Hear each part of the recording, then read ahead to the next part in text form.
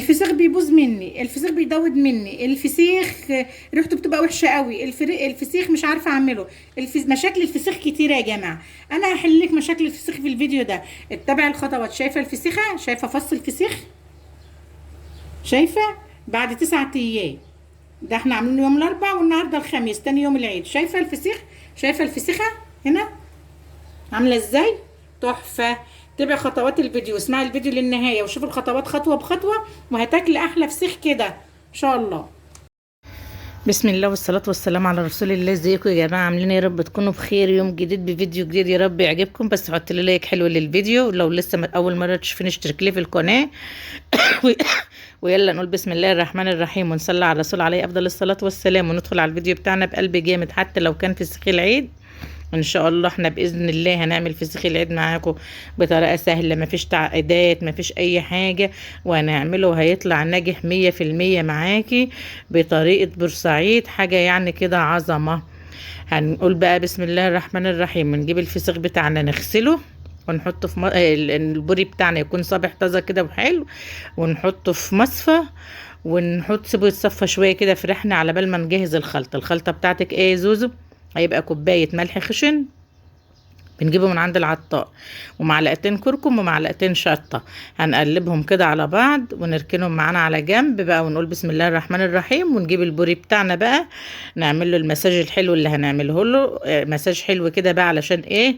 نطري لحم البوري اللي نمسك حبايه البوري كده نعمل لها مساج بايدينا كده. انا غسلاه بس يا جماعه، مش مبيتاه ولا اي حاجه خالص. يعني في ناس تجيبه تبيته في الكيس زي ما هو كده بره المطبخ عشان ينتفخ.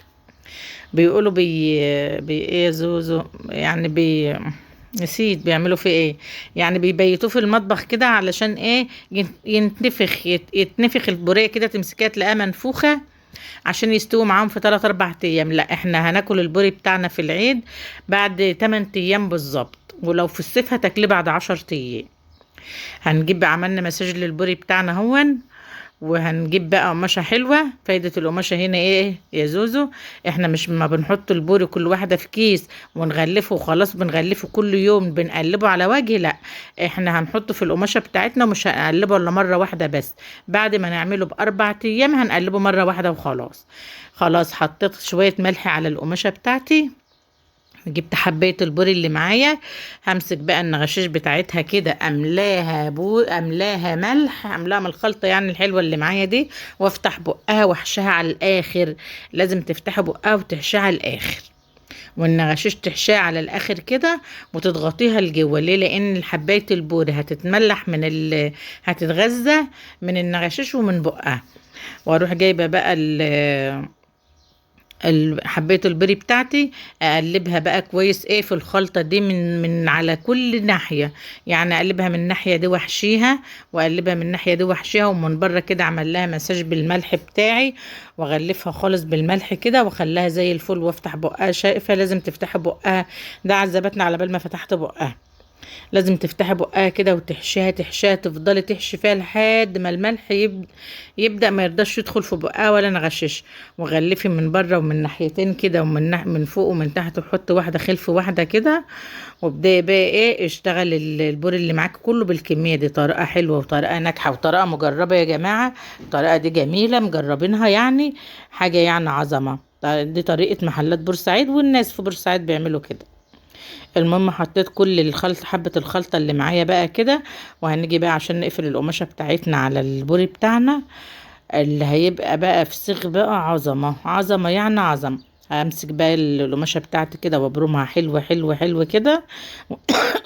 ونبدأ بقى نجيب الأكياس بتاعتنا، ونبدأ بقى القماشة دي هتمتصلك المية السوائل اللي هتنزل من الفسيخ وتسويهولك على الجنبين. يعني مش هتضطري تقلبيه الا مرة واحدة بس بعد 4 ايام هنقلبه، وبعد كده هنسيبه زي ما هو.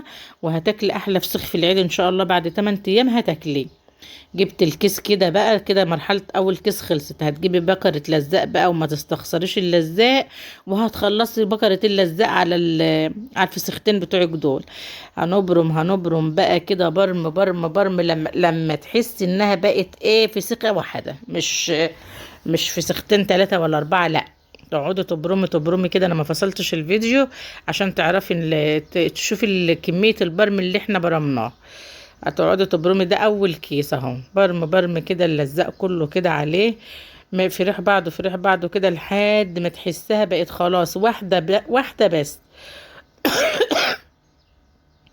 بسم الله ما شاء الله. شايفة؟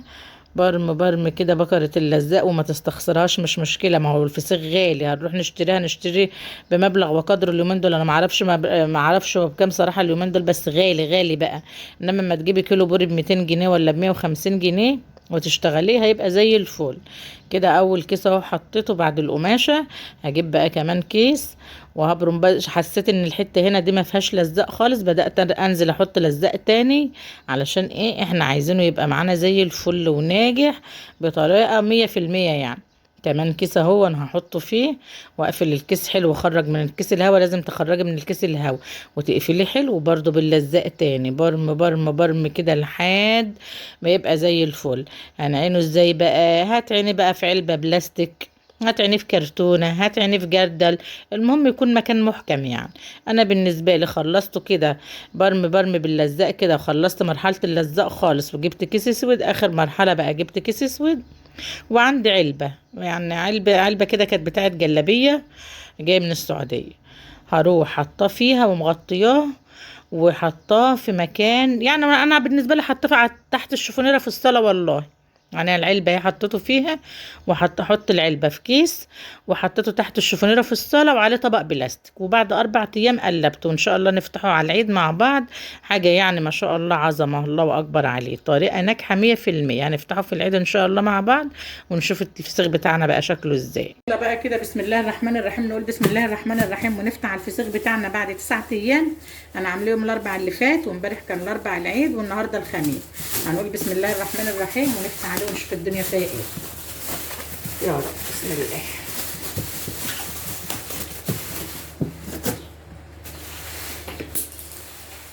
بسم الله الرحمن الرحيم. هنبدأ بقى كده بسم الله الرحمن الرحيم. الدنيا تمام.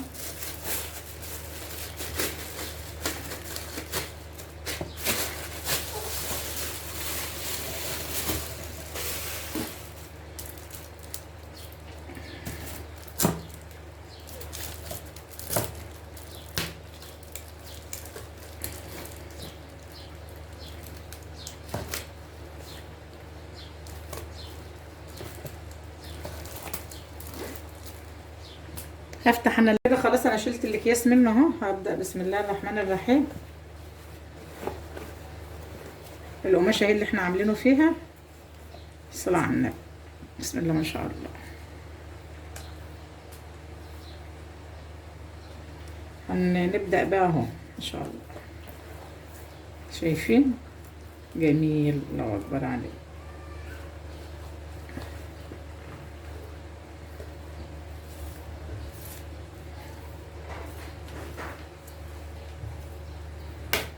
الفسيخ بتاعنا خلاص هنا اهو. انا جبته حطيت كده كيس. هبدأ بقى بسم الله الرحمن الرحيم نفتحه مع بعضنا ونشوف الدنيا فيها ايه. الفسيخ بتاعي ده قعد 9 ايام. النهارده بقى العيد، تاني يوم العيد قلنا نفتح عليه ونشوف الدنيا فيها ايه بقى. نشوف هناكله بقى ولا هنعمل فيه ايه.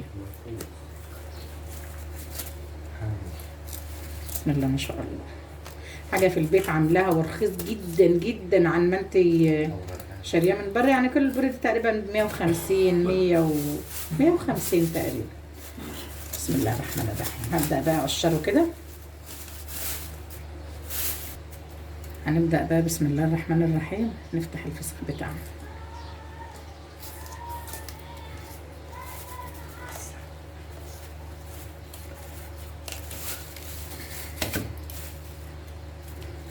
حلاوتك يا جمالك. فسيخة حمرا وحلوة كده من جوه. تعرفي على طول انه ناجح 100%. حلاوتك يا جمال. بسم الله ما شاء الله. بسم الله ما شاء الله.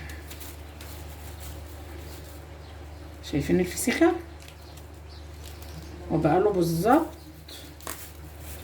نشيل الراس دي، 9 ايام النهارده.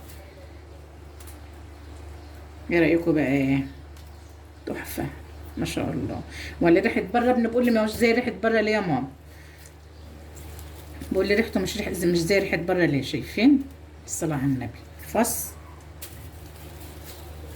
عصره ليمون بقى، وحته بصل. بس انا صايمه دلوقتي، انا بصور لكم قبل المغرب، انا تاني يوم العيد وصايم، بصور لكم قبل المغرب وهجهزه كده علشان انا افطر منه بقى. عيالي بقى عندنا اكل بايت. شايفين فص الفسيخ؟ والله ريحه ولا زي بره ولا ريحه، ما تحسيش ان في البيت فسيخ. شايفين؟ تحفه ما شاء الله، حاجه يعني عظمه. فص بفصه، والفسخه مستويه وتحفه ما شاء الله عليه. انا مش شايفين؟ ما شاء الله. فسيخ ناجح 100% بخطواتي، مش تبع الخطوات دي وحطيه في القماشه زي ما احنا عملنا. والله هتدعي لي على الوصفه دي ما شاء الله. شايفه؟ وبقى له 9 ايام بس، والدنيا يعني ماهيش مش حر قوي اهو. شايفه فص الفسيخ معاكي عامل ازاي؟ تحفه. يا رب الطريقه بتاعتي، الطريقه البورسعيديه الصح في تخليل الفسيخ تعجبك، والطريقه الحلوه. لا ريحه لا مش ريحه الفسيخ النفاذه القوي، بس ريحه الفسيخ الحلو المستوي الجميل ما شاء الله. تحطوا لي لايك حلو بقى للفيديو، وكومنت جميل، وجوله في القناه بتاعتي هتعجبك جدا جدا. ويا رب الطريقه بتاعتي تعجبك في تخليل الفسيخ. انا عملته معاكم من الف للياء، من ساعه ما جبته لحد ما فتحته معاكم اهو. وهنفطر بقى ونقول لكم ايه راينا بالصلاه على النبي.